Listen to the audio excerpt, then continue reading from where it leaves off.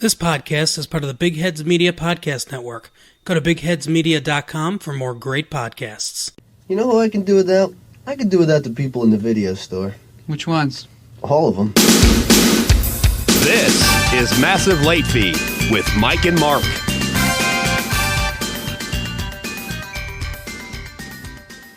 Well, hello everyone. Welcome back to Massive Late Fee. My name is Mark. With me as always is my co-host Mike. How you doing, Mike?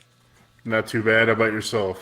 Good. We've had a good week here, despite some challenges.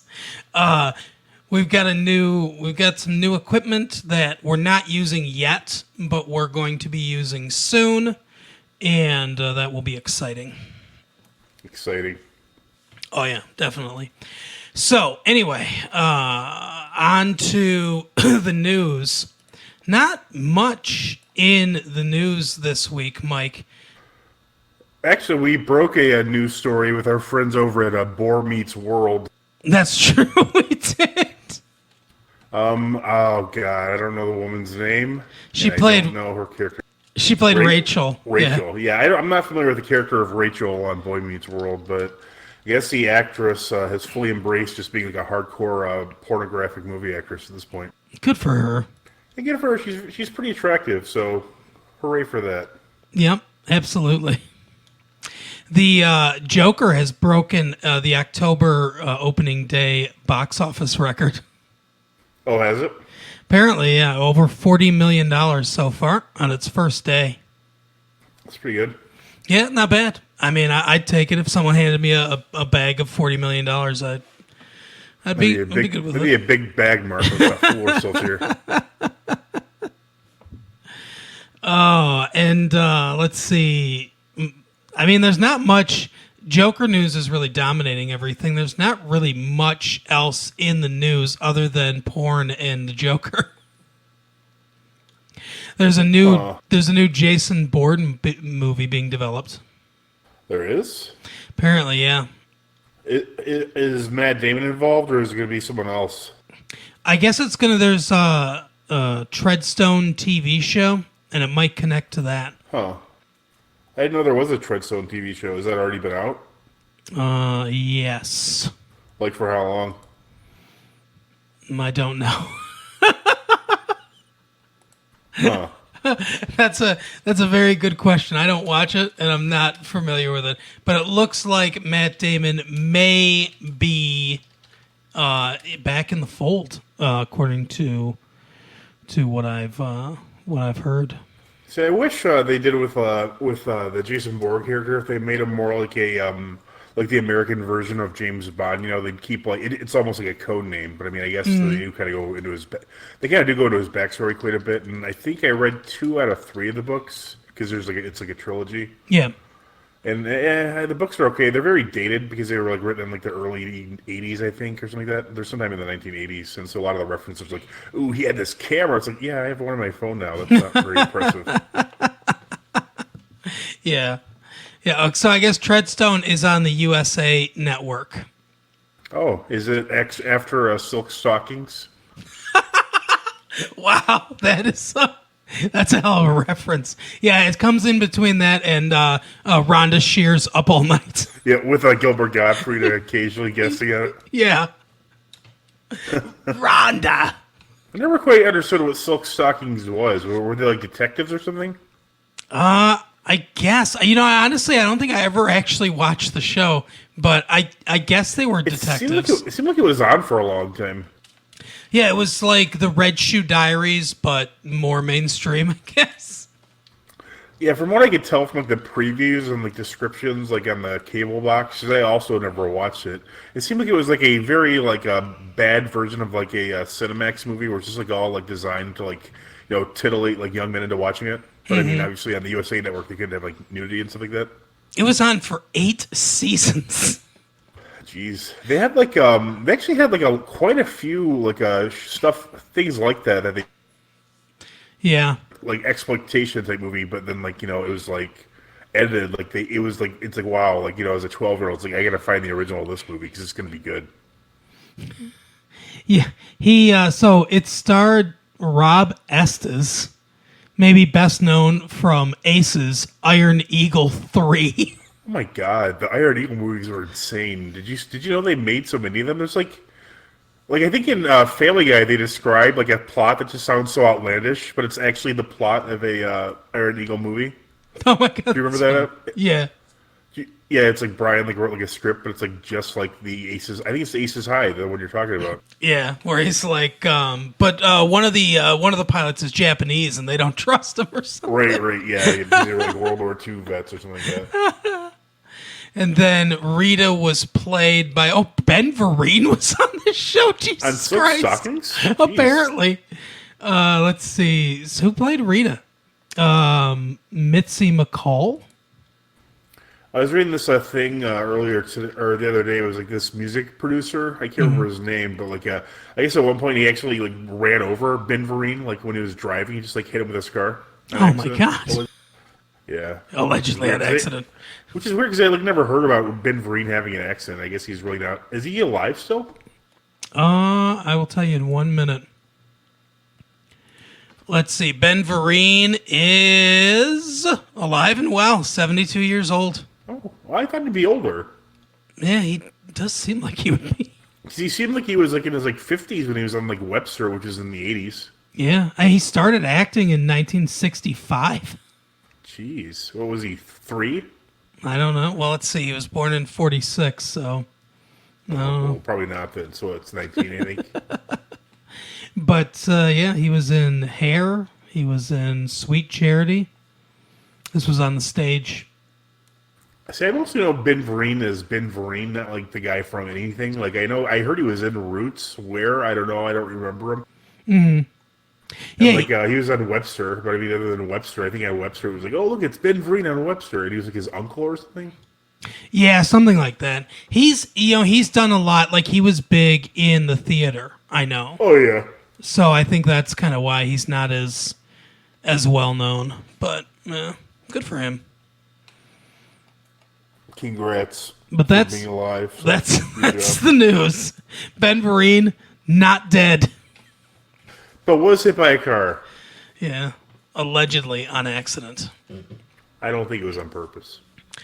I don't know. I don't trust anybody. But anyway, so now we will move. Yeah. We will move on to keeping current with Mike, where we plumb the depths of the celebrity gossip world. Mike, where are we going today?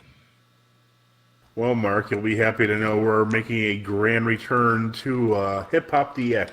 Oh, nice. Yeah, I enjoyed that one. Hold on just a second, because apparently I have like way too many windows up because I was watching like Vine for the last hour and almost died laughing at this one in particular. Yeah. But so just a quick. Mike and I were having a lot of fun with Vines before we went on the air. Marco was telling me some crazy story. Yeah. Yeah, we were having a good time. Like this cover for Silk Stockings just looks so awful. What is it? It's just that, but it's them with, guns in their hands, just like kind of back to back, but it's got the horrible 80s font and everything. It just looks terrible. Oh, that's Apparently all 8 seasons are available on Hulu. weird. Oh no. Why? I still don't understand what the show is. Are they detectives? I don't know. I don't really care that much, to be honest with you. Let's see. So, yeah, they're detectives. The storylines were told in a partial first-person perspective, focusing on Lance, who would speak in voiceovers throughout the episode. Sounds great. Not really. It's always great when there's voiceovers throughout the entire episode. It was also like the DVD rights went to Mill Creek, which I don't know if you're familiar with Mill Creek, but it's basically like all the shitty like movies from the 80s that somebody made on their VHS and decided that they were going to try to make some money off of. Mill Creek owns all those. Oh, nice. Mike posted the theme music though, so the theme music was probably pretty decent. Yeah, I like his theme music. I was a big fan of the 80s like sitcoms, especially the theme music. Yeah, absolutely. Kind of wish I could just write theme songs for non. I mean, there's no reason I can't, but it just seems like such a waste of time. Yeah, no one really uses any kind of good themes anymore. I mean, like for my own enjoyment. Oh, okay. Well, yeah, you could absolutely do that. Make a theme song for Breaking Bad. No, for like a bunch of like non-existent shows, Oh, okay. like Too Many Culkins. Yeah, that's the best. Been working on that one for a while. Too many Culkins. Anyways, Hip Hop DX. Yeah, let's go with that. Hey, I forgot we were doing that for a second there. I'm like, oh yeah, I forgot.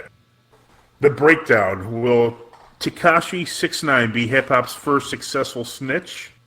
Oh, now Are you I've heard familiar of I've heard of this story. Yeah, Tekashi 6ix9ine. I think he was arrested for charged with conspiracy or racketeering, or maybe something even worse. I think it was a guy. I think he had like supposedly hired somebody to kill like this hip hop artist. Tekashi 6ix9ine was like actively in a gang while he was still like a famous like musician. Right. And he's pretty much just trying to like sell everybody out. He's like naming people that like he wasn't even asked about. Like I think he said the rapper Cardi B was like in the same like gang or something like that, or the opposing one. Yeah, I heard that he's like saying Cardi B's in a gang and everything, and yeah, all this stuff. Like I've seen all them. I don't know much about the story other than his name and everything, but I've seen all the memes. People like saying being marked safe from Tekashi 6ix9ine's testimony and stuff.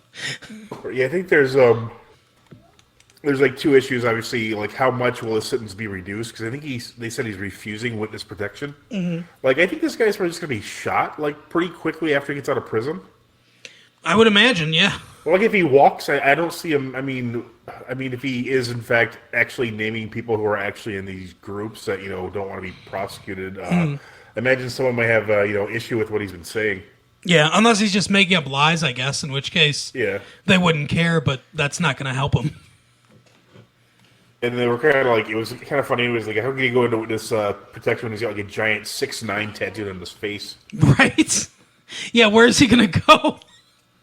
I mean, unfortunately, he's not like the wacky buddy of a protagonist in an 80s comedy who actually got it tattooed on his face at a spring break.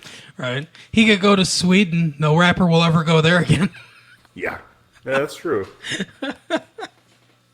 But that's probably worse than being shot and killed, right? Is spending the rest of your life in Sweden. I mean, it's kind of like hell on earth in a lot of ways. Yeah, exactly. Shout out Scandinavia. I mean, if you like a pickled fish, go ahead. Yep, absolutely. Hate it. And what, meatballs maybe? I don't know. Yeah, I guess they do make, and everyone goes barker, barker, barker. Or they got that one guy from the Mighty Ducks who sharpened the skates. Oh yeah, that's right. Yeah, I don't remember. Oh. All right, this story I think I kind of know a little bit about because I clearly know all the characters. This one is University of Kansas issues apology following stripper-themed Snoop Dogg performance. KU's director of athletics, Jeff Long, wasn't impressed. Jeff Long. What a piece of shit that guy is. Okay, let's see. So from what I can tell, and I think this is what happened. I don't know if it was halftime or like a pregame show, but they hired Snoop Dogg to do it, which I don't know, why. Whatever. I mean, you're a school, you're hiring Snoop Dogg. I mean, is that where your money should go? Right. I mean, obviously the NCAA is like a giant scam. I mean, everyone. It's like they're the only people worse than them is FIFA, pretty much. Yep. Yeah, FIFA's horrible. But yeah, so Snoop Dogg shows up, and shockingly, Snoop Dogg, who is well known for being a person who calls himself a pimp sometimes, purveyor and user of marijuana cigarettes. Mm-hmm. He had a show that was unacceptable to the school standards. Shocking. Jeff Long, should you not have known better? He shot a money gun full of fake $100 bills with his face on them. Nice. Which Cool. I think is hilarious. That'd be pretty sweet. But yeah, so he's, like you said, I mean, there's really no more to add. Why are you hiring Snoop Dogg? And then what are you expecting after you hire Snoop Dogg? Does Snoop Dogg jive with the the whatever morality or whatever that Kansas wants to advance as a state. Probably not. Yeah, I don't understand, but yeah, that's all we have for keeping current with Mike this week. Back to you, Mark. All right. Well, we will move on to our parents' guide game. Give me your clues here. I'll get it first try. Sure. Some very mild kissing, nothing sexual. What is the movie?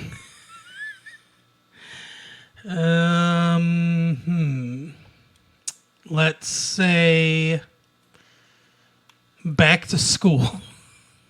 No, I keep wanting to do that one though. I always forget. Yeah, I like that one. The main characters accidentally walk into a gay bar, though this is not explicitly mentioned, entitled The Toolbox. Several stereotypically gay characters are seen.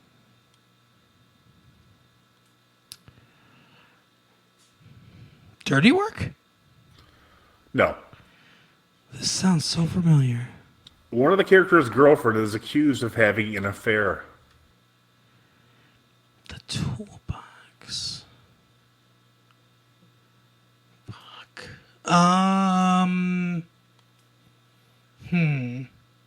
Police Academy. No. Okay. That's the Blue Oyster, by the way. I know. Is that what it? No, is it the Blue Oyster? It's the Blue Oyster Bar, yeah.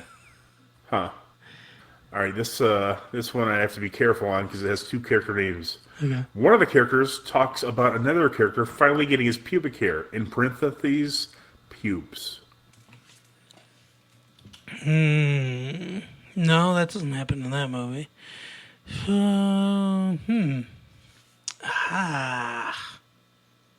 Super bad. No. Okay. Oh my god, after you get it, because I can't tell you what this is, it'll totally give it away. There was the funniest profanity thing I've ever seen in my whole life. Alright.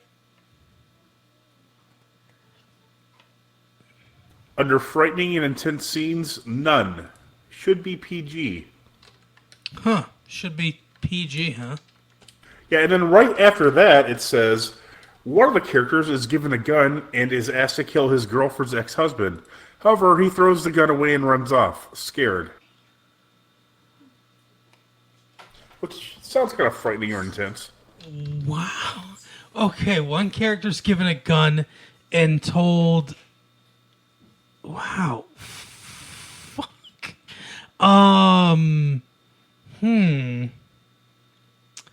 Ex-husband.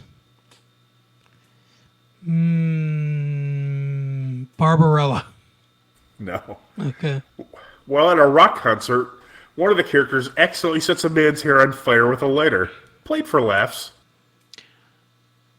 No. Wait, really? No. Revenge of the Nerds? No. Okay.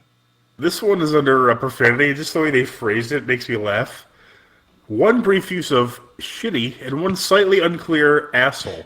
Just the slightly unclear asshole sounds hilarious. It's a slightly unclear asshole. Setting someone. Like if you go to the doctor, your diagnosis, slightly unclear asshole. Oh, man. National Lampoon's Christmas Vacation. No. All right. One of the characters meets an attractive woman who acts increasingly seductive to him, and it's implied they have sex. Nothing unsuitable happens, though. It's all PG level. This person, someone in this comments is really hammering hard for a PG rating for this movie. Seriously. I don't know what the movie's actually rated. I think it might be PG-13, but maybe I'm wrong.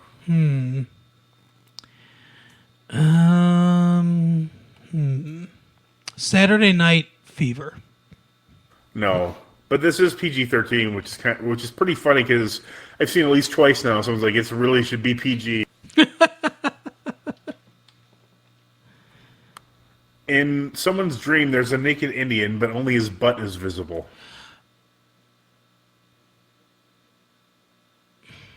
Wayne's World 2? Swing! Oh, nice. I don't remember the toolbox in there, but that did sound familiar. Yeah, I don't remember that in that movie either, but this is actually the part that I thought was hilarious. Some slang words, including swing, are also used. This house had a swear word. Yeah, it's profanity. Oh, all right. It's the sound of a man getting an erection. I'm sorry, that's just nature. I agree. Absolutely. That's like saying plop is a swear word. Right. Or violent diarrhea. All right. So, yours. Under sex and nudity, a man refers to his mistress as sugar bumps, obviously a crude term for her breasts. Johnny Dangerously. No. Let's see. Under violence and gore, one of them just says strong, intense violence. Oh. And then underneath that, it says rated PG-13 for action violence and some sexual references. And what references? Sexual references. Many people are shot dead during the film. The Running Man. No. Let's see. Okay, so under profanity, Christ is said once in a non-religious use. One use of goddamn and several uses of oh my god. 2 uses of shit, 2 uses of bitch. Troll 2. No. There's one more under profanity. After a man talks to another man, he says to himself, what a dick, in an insult way, but it's very brief and easy to miss. What other way would that be said? What a dick. In an insult way. Like admiration. What a dick. Well, have you ever seen that clip? I don't know what movie it is. It's with Dolph Lundgren and Brandon Lee. No. And I think this is actually in the movie. I don't really understand the context at all. But like they're like about to go to a shootout, and like Brandon Lee goes, "Oh, by the way, I just want to say you have the biggest dick I've ever seen on a man." He goes, "Oh, well, thanks." It's like, and that's like the actual clip. Why? That's what I don't understand. I've only seen the clip, and it's just like the most bewildering thing I've ever seen. Was that Showdown in Little Tokyo? It might be. Yeah, I think so. 2 muggers are seen counting their loot on a rooftop. One of them is smoking a cigarette. Is this the original Batman? Yes, it is. Yep, 1989. That's why when you said Johnny Dangerously, I was like, oh, it's kind of close. That's funny. I was getting a Keaton vibe off those questions is what it was. Here's one under sex and nudity. Knox tells Vicky about Bruce. Chicks love him for his big charity balls. Vicky then remarks, and don't leave out his very large bankroll. That's such an 80s conversation. Yeah. There's so many of these begin with, the Joker does this. Or Batman does this, or Gotham City is dark and oppressive, and its occupants are terror-stricken by the Joker's reign. The overall atmosphere is quite bleak and intimidating. Jeez. It's kind of campy if you watch it now. Yeah, that's how I think that's my wife's favorite version of the Joker. Mm-hmm. Which I mean, I know she never really read the comics, so I mean, I have like a weird thing where I'm like it just really annoys me when they don't really follow the original material that well, you know? Right. But I mean, but then in other cases where there is original material and I've seen the movie first, it's not a problem. But like a movie like The Watchmen, which I love the comics for that, it's like the movies just couldn't be nothing but disappointing. Yeah, exactly. Yeah, it's weird because that was like the first time that the Joker was named too, Jack Napier. Oh, it wasn't the one with Cesar Romero?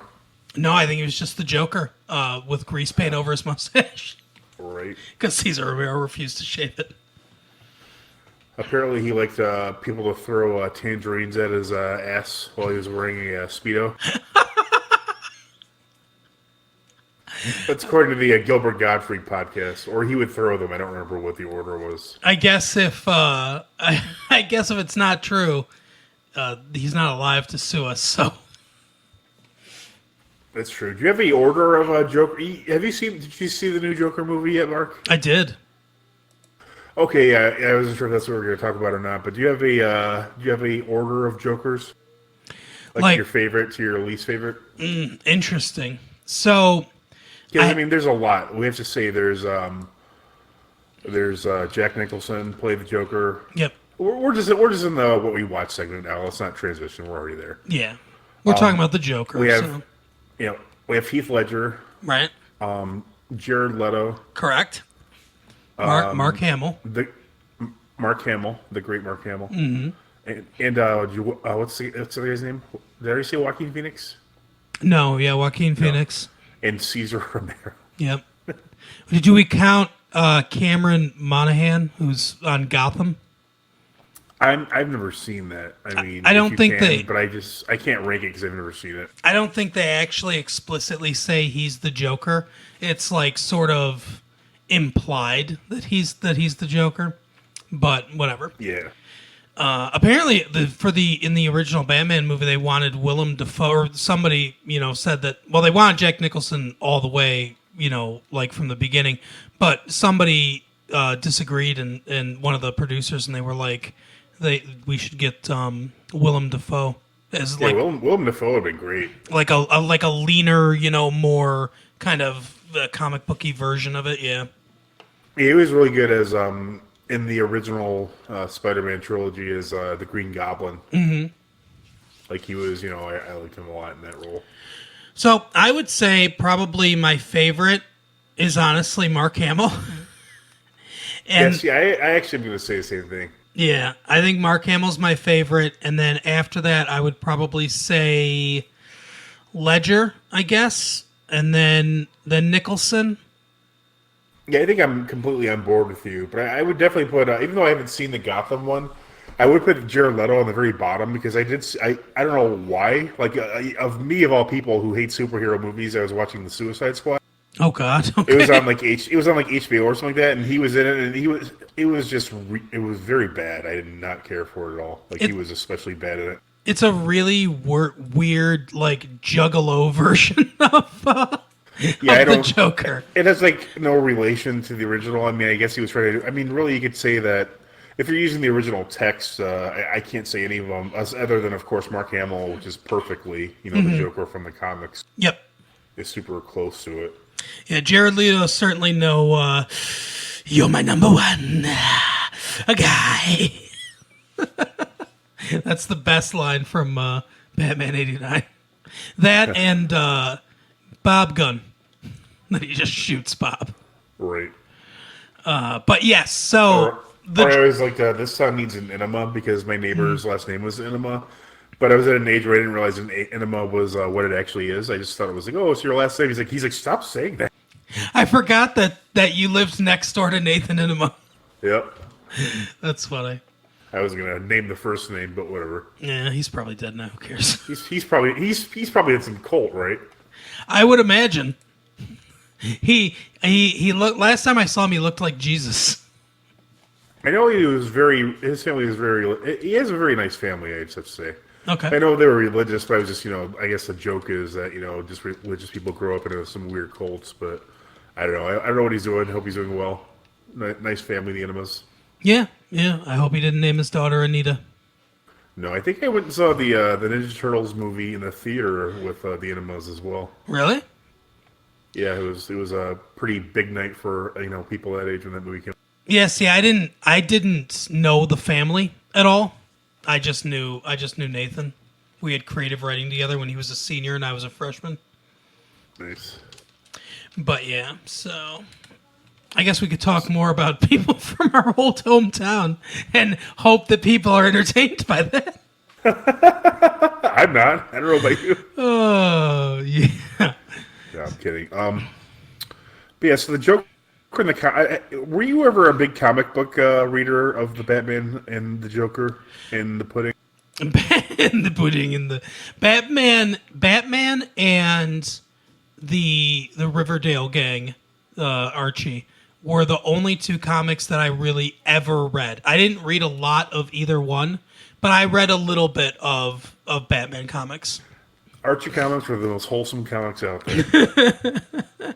Yeah, I had a really weird like reading of comics too. Like I would read a little bit of Batman, but I really liked Spider-Man was really my favorite. I did read the Archie comics when I was younger though, and like I think Richie Rich and like Oh, Cash interesting. for the Friendly Ghost, or maybe they might have been in the same comic. Wow. Yeah. Yeah, it's like the comic version of like Joker is like some crazy like madman who goes around gassing people and just like committing like random like not super gruesome murders because it's a comic book for kids. I guess for adults too, but there's like the whole comic code, etc. Like Batman doesn't kill people. That's how comics. And so in the movies we've seen like different interpretations, like the Jack Nicholson, and I guess now that I think about it, it was pretty faithful. It just Jack Nicholson just seems like so smug all the time. Yeah. I mean, I know people like him as I don't think to me I don't think he's a great actor because he doesn't really seem to have like much range. Yeah. He just comes off as being like a smug asshole. Right. And like in that, he comes off definitely more as like a mafioso type Joker than like Heath Ledger's portrayal, who's like this crazy anarchist who has like this band of like mentally ill like followers that head around with.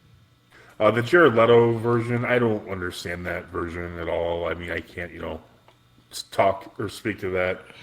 But yeah, so I mean, in the movies, we haven't really seen a super close interpretation of it. I mean, which bothers me. But my wife, for example, really loved this movie, The Joker, and she said the reason she said she liked it, and I can understand, is because she said it was really almost like a more base Yeah. interpretation of the character. Yep. Which is why I didn't like it. Yep. I agree. I didn't like it either. But I mean, it was just I felt it was. I mean, I think it goes without saying that Joaquin Phoenix is great. I mean, his acting was amazing. Like he was disturbing. He like made me uncomfortable watching him sometimes, like with his various like tics and like that sort of thing. But at the same time, like there were like a little too many like scenes of just watching him smoke for like 5 minutes while he drives around, looking out the and seeing the skyline of a 1970s New York City. Yeah. I mean, I'm actually kind of surprised we didn't see him drive by the World Trade Center at one point. Right. Yeah, this character is, as far as I know, it's a pretty original concept for the Joker. Like, it seems like Todd Phillips like had an idea to like do like a version of like Mean Streets or obviously Taxi Driver is a big influence here. Exactly. But then he's like, but he also like had an offer to do a Joker movie at the same time. He's like, well, it'd be hard to pay for all those sets and shit, but if it's a Joker movie, they'll definitely just like throw money at me. So maybe just combine the two ideas. Yeah, and that's the thing too, is that it's very like Taxi Driver mixed with the King of Comedy, and I understand it's Scorsese's producing it, and Todd Phillips obviously had this idea. I get kind of what they're going with it being very grounded in reality, almost like it's obviously it's not really a superhero movie, and I think that Joaquin Phoenix was good. My biggest criticism with the movie, and I guess this will sound weird, but it's not funny. Like, and I didn't expect it. I didn't expect it to be a comedy, but it is definitely a little too mopey. There's definitely a little part where it's like, okay, we understand you're going through a shitty time, but I mean, a little bit too much there. And that's one of the things that Mark Hamill is so good at when he does the Joker is he's this evil character, he's this villain and everything, but there's a whimsy about what he's doing. He's like a lighthearted madman the way Mark Hamill portrays him. Exactly, and even if other people around him aren't laughing, he's amusing himself. And right. and that's much like me and my youngest daughter, we enjoy making ourselves laugh more than anything else. Right, and that's something that's not necessarily endearing, but that's at least an engaging kind of way to play it. This doesn't. Joaquin Phoenix is really good in it, but it doesn't really engage.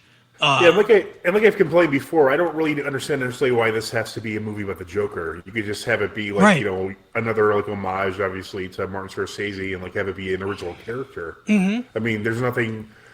Aside from like the characters they name, which are like like they name Thomas Wayne and Bruce Wayne, so obviously it's Batman and his father and his wife and his mother Martha. But I mean, even that, if you didn't have the names of the characters, would you necessarily know it was a Batman movie? Yeah, exactly. Or a comic book movie. I mean, there's really nothing. I mean, in the fact that he dresses like a clown, obviously. Mm-hmm. I did like the makeup in this. I thought it was like kind of like very creepy, you know. I wouldn't say it's like, you know, recognizable from the comics, but I mean, as far as like a different take on it, it is. I did like the makeup. Yeah, I agree. The makeup and a lot of the things in the movie like really give you the creeps. But And the cinematography was amazing. I thought. Yep. Like, Yep. if it doesn't win some of the award for that, then I won't understand how the award process works. Do you want to talk about the plot? Like, the plot is like this guy. His name's Arthur, which I always liked as a name. If we ever were gonna have a boy, but my wife hated the name, so it was never gonna happen. Right. But so Arthur's like he lives with his mother. He's going to therapy and like he's taking just like scores of pills. It looked like he was taking like 10 pills a day, like some crazy amount, you know, of drugs that just have him on. They mentioned he was in like a mental asylum, which we presume is Arkham Asylum, but of course in this version it's not an asylum; it's Arkham Hospital. It does look kind of brooding still, but it's not like the, you know, gothic, like, you know, H.P. Lovecraft summoned that we fight in the comics or other versions of Batman. Yeah, and he's got a disorder that causes him to laugh at inappropriate times, and it reminds me of Mike. I'm not sure how familiar you are with. I know what reference you're going for. Do you? Should I? But I've never seen it. Should I- More? No. Oh, okay. No, someone in real life, Tim Stevens. Have you? Oh, yeah. Have you hung out with him much? No, not really. So, when I was hanging out with him a little bit with our friend Ben, here's another reference of people you guys don't know who they are, but and I don't know when this started, and I don't know what the cause of this is, but every time he finishes a sentence, he goes, huh? Like that. Yeah, I mean, I've noticed that, but So he'll say like, yeah, let's go to the store. Huh? And it's just such a weird sound. And, you know, at first when we were hanging out, I could ignore it until Ben's little brother Andy brought it up. Or no, Ben brought it up. And we started talking about it, and then I realized everyone else noticed it too. And so then anytime he did it, we all like would look at each other, and it was hard not to laugh. But yeah, so that's kind of what it reminds me of is, you know, when people do that. I don't know why he does that. He didn't do that when he was younger, but now he does. So can you imagine if you got the news that a plane had struck the World Trade Center from him? Yeah, people.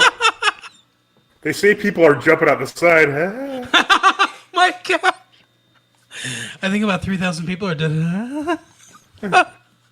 Yeah, they say there's a driving around in a van in D.C. Huh? Oh my God.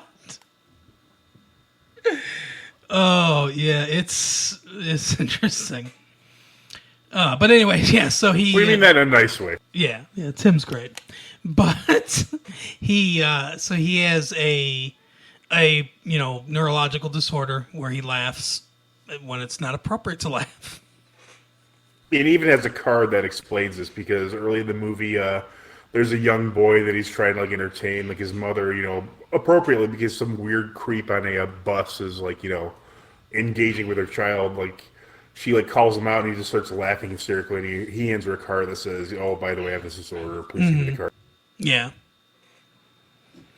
And he's pretty much a loser. He gets like beaten up and shit. He gets beaten up by children, like very severely. Yeah, absolutely. Like they hit him with a sign and it practically explodes. Also, I wanted to point out that I think Arthur would be the fastest man in the universe. Okay, yeah. Because in different scenes, he not only like chases these kids down like nothing, like no effort whatsoever, and these are like young, spry children that, you know, had like an advantage to begin with on him. Right. But like later in the movie, he like runs and he's just like so fast. He's always like outrunning. It's almost like the complete opposite of like Jason Voorhees. Like he's running super fast, but like, you know, he doesn't, you know, get where he wants to. Yeah.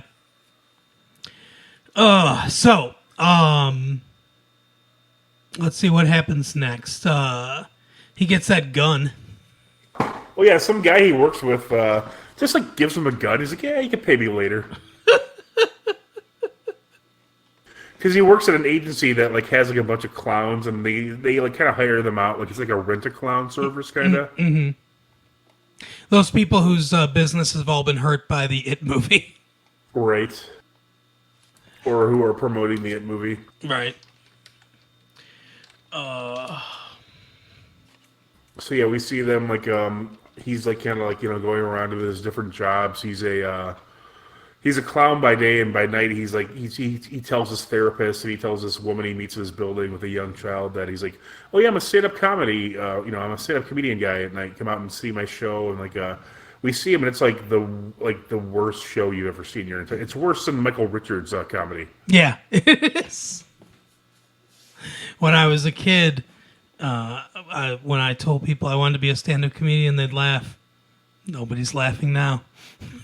It's just like it only like not only a super old joke, but like before he like just like has his like hysterical laughing, and like he's stuttering, and like he just can't like deal with speaking to people at all. Mm-hmm.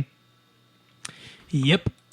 And then the someone, which doesn't make a lot of sense because of the era, but someone has like a small camera that he doesn't notice, which I don't think a VHS really would exist at this point. Yeah, this takes place in 81, I think, right? I didn't know if they've ever set an actual date to it. Okay. You're probably right, but I just didn't even notice that. But yeah, so a video clip of it gets out onto this show with I can't remember Robert De Niro's character's name, but it's he has a what is it? I just saw the Murray. Last night. I shouldn't. I'm not sure. Murray Franklin. So yeah, I think you're right, Murray Franklin. Yeah. Yeah. So it gets on this show, and like people are like it's hysterical. They're laughing at him, and like so Murray Franklin like arranges for Arthur to actually be on the show. But there's other shit happening in the meantime. Actually, I think before this, like he goes onto the subway, and like these like three like banker bros are like harassing this woman. Like they just like like the stereotypical like like the meanest like adults you see doing the meanest shit ever. Mm-hmm. So they get into a scuffle, and then Arthur just like violently like kills all two of them. He kills basically in self-defense, but the third one he kind of just tracks down and just murders in cold blood. Yep. I guess you could argue it's hot blood if you're an attorney, but yeah, it's definitely not self-defense at that point. No, not at all. Like he chases him through a subway car and all that stuff. So he goes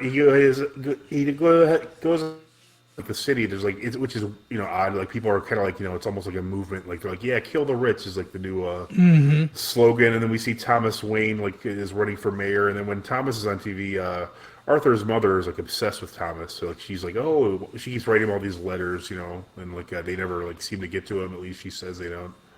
Mm-hmm. Yeah, this a lot of this is. I guess they set it in 81 because, that was a time period of, kind of, there was a lot of financial strife then too and everything. But obviously this is meant to reflect society as it is today. Like, yeah, I thought the problem was they were just trying to like incorporate too many things, but they only incorporated them for like a second or two. Yep. Yeah. That was one of the problems is there's too much stuff in the movie, too many ideas in the movie. Yeah, like there's very brief parts where you can hear them like say like, oh, you're like, oh, they're going to talk about like immigration here, or like or abortion or something like that. Yep. But it's like clearly, I don't think those are specific examples, but just like they're clearly like there's different parts like, oh, I see this is going to be a metaphor for so and so, because in the other Batman movies they do that commonly, like the Rise of Batman, the movie with Bane, like there's obviously a lot of references to the financial crisis in that one. Yep, absolutely. There's a whole Wall Street thing there. Yeah. But yeah, so it was just like there was like a lot of different ideas, which I don't. This isn't a bad movie. I just didn't like the movie. Yeah, I agree. It's not like horrible. If someone told me they really liked the movie, like my wife, I could easily see why. I mean, but to me, like someone who was just a stickler for like trying to stick to the source material. I mean, if they had written a comic that was just like this, like a different take on the origin story in the 70s, I would be perfectly fine with it. But a movie is just like so it's so different from the source material, and it doesn't even really try to be anywhere close to it, which is I'm happy for in one way, but another way the homage to Mean Streets slash again Taxi Driver is just like it's just way too out there. Like, and there's like all these like slow motion scenes, and like I said, like half the movie he's like just smoking. He's like, oh, the 70s or 80s, I guess you said. So yeah. But yeah, it's a lot of this is weird, and I understand that it's not going to be connected to necessarily other things. I mean, this is the same company, and Warner Brothers, and the same. It's not the same universe, but it's the same. They're the same comic book family, the DC comic books that produced Shazam and fucking Aquaman. So it's like what's her name? Nicole Kidman is a fish woman under the sea, and you got Shazam running around all bright and colorful and funny.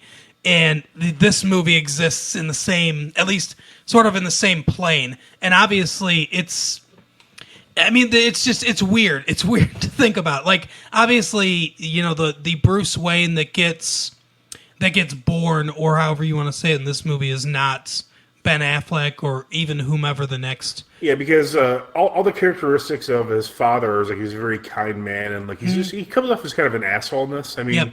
My wife pointed out that he really kind of wasn't. He was just like like in the bathroom scene where he like he just punches Arthur right in the face. Mm-hmm. I mean, he was like creeping around his house, but even like Arthur did not seem like the right Arthur for this movie. Mm-hmm. That's why I presume that guy following young Bruce around was at least. Yeah, exactly. Oh, I'm sorry. We completely forgot to mention this, which is no shock for regular listeners. His mother is writing letters, and she says that Arthur is actually Thomas Wayne's son, and that like when she worked there, they conceived him, and then she's been trying to get money to help them out because he's a rightful heir, his son and that sort of thing. But that's why he goes to his house in the first place. That's right. He's Batman's older brother. Right. Surprise.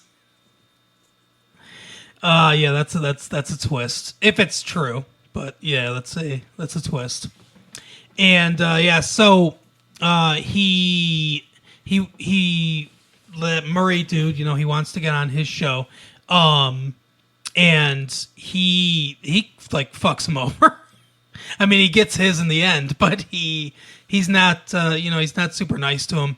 There's a lot. I guess the biggest thing in here, and one of the reasons why this is getting a lot of controversy, because surprise, it's a movie in 2019. Therefore, it must be looked at in a controversial way. I really don't see anything controversial about the movie at all. They're saying that I don't know if you were familiar with what incels are.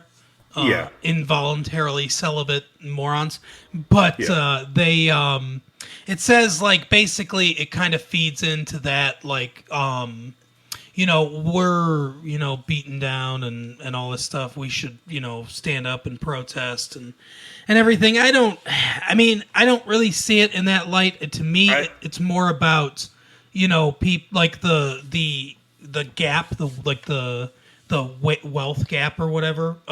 And people, kind of standing up against that, which is never going to happen either. See, I don't really see it as anything like that at all. I really honestly just see it as like a Todd Phillips take on the origin story. I mean, I think the more I think about it, the more I'll end up liking the movie. Just like at first it rubs me the wrong way just because of how different it is from the source. I mean, it's overall a good movie, but like I said, my biggest problem is there's some parts that are just kind of like drag, and my wife, as soon as we left the theater, said she thought I would like it because it's kind of slow in parts, and I like with all this controversy, I thought it was going to be like a super violent, like over the top, like action movie almost. But it's really like a very slow pace, like quiet in a lot of parts. Like the soundtrack I think is very good too. Actually, there's a lot of strings and like some really powerful sounding music. But yeah, it's not what I think a lot of people are going to be expecting going into it. But again, it's not a bad movie. I just don't like it that much.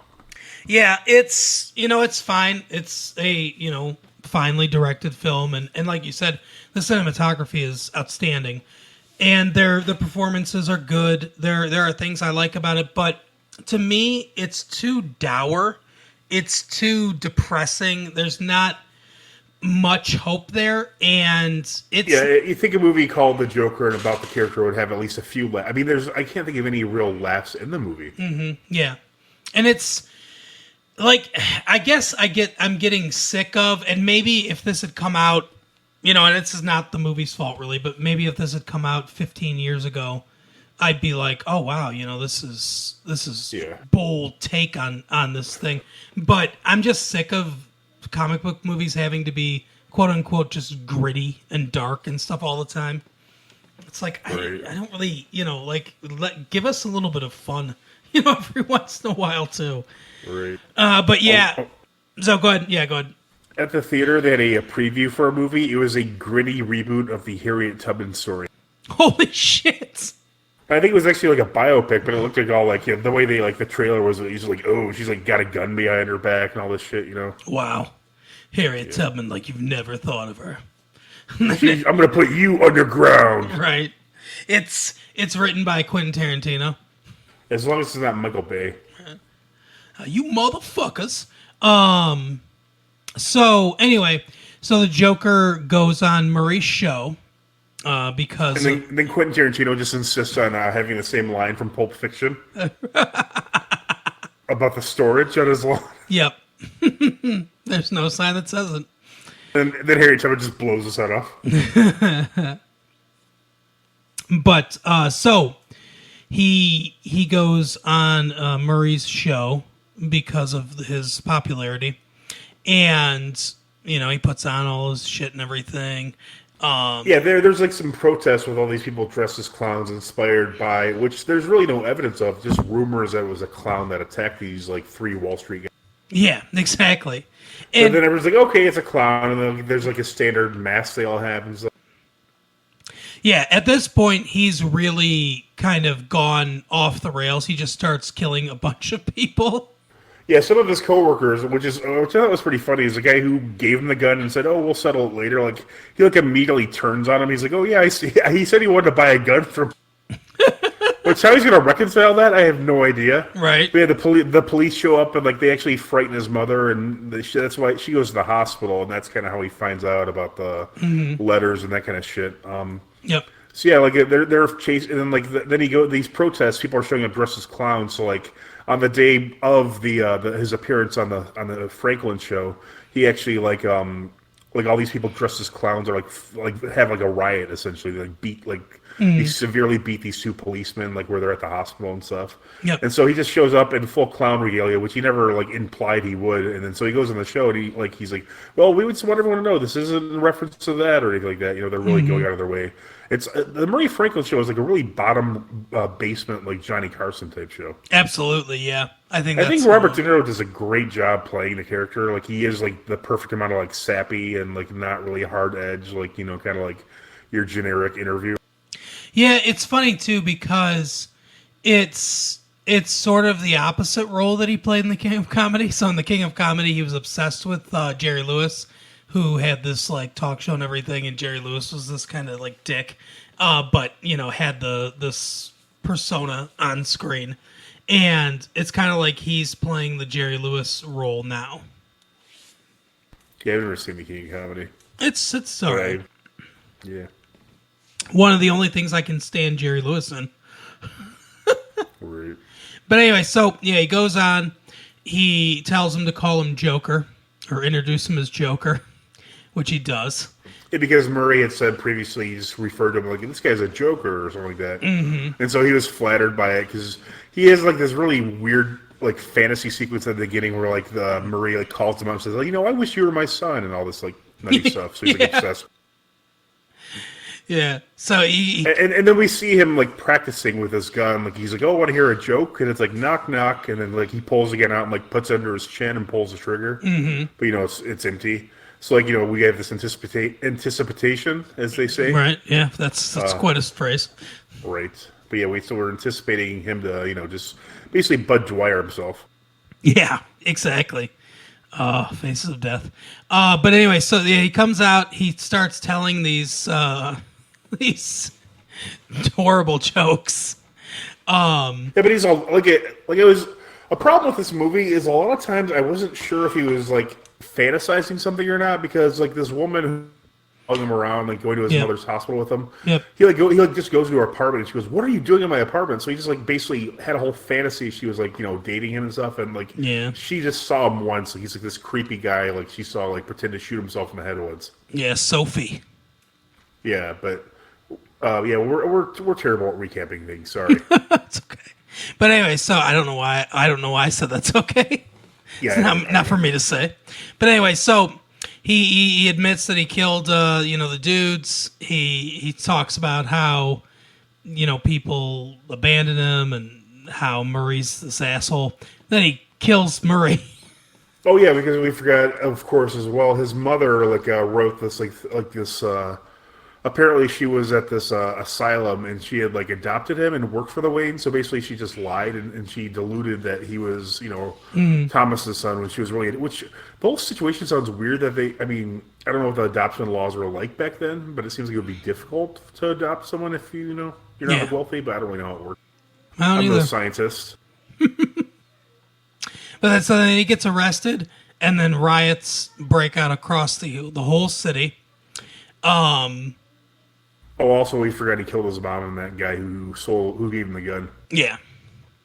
So then the rioters they corner the Wayne family in an alley and kill them. Even though there's like 30 of them, there's Damon Jr., Keisha Crystal, Keenan, Sean, Marlon, Miss. But they spare Bruce. Yeah, which was weird. I don't know why they killed Martha. That didn't make a lot of sense to me. Nope, me either. And I love how they think they're like doing Bruce a favor, I guess. Yeah, we just murdered your parents. Good luck, buddy. Right, and then Arthur was arrested, but like an ambulance like hits the car and like they pull him out and like he's like they all kind of recognize like, apparently they all caught the Murray Franklin show. Yeah, exactly. Yeah, they kind of like hold him up as like their savior, and then like he gets arrested again at the end.